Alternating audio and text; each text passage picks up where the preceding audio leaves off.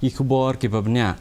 Lieutenant General UPC Nair, Director General Jangka Assam Rifles, ulang ba kajinglong jeman ba kani katanak sipai kay kendo kalong kabakhamper.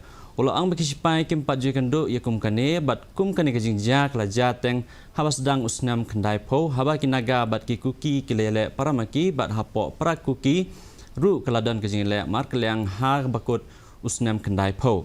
Ulang bah kini kisngi kajing kabakraw kadai kajingla banyo ikitiar siat hapdeng kini ki arjat benriu.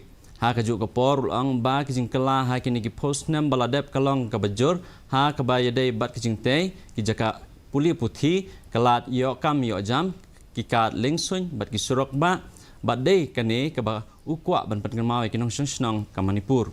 Ulang ru ba upat bhor batawai hari kisipai bat kilong kemi ki bakka ya kalentia kilong kijing batmai ya kani katna sipai ki bala sya hikai ban yale persya ya ki seng le no.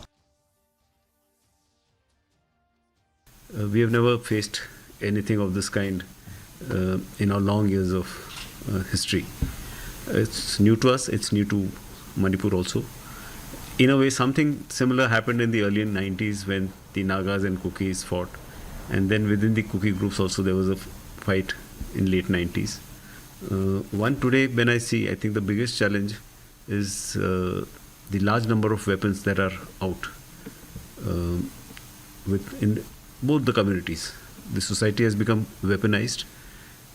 Unless these weapons come back in whatever way they can, this challenge will remain the biggest. Ka Akhil Bharatiya Vidyarthi Parishad ne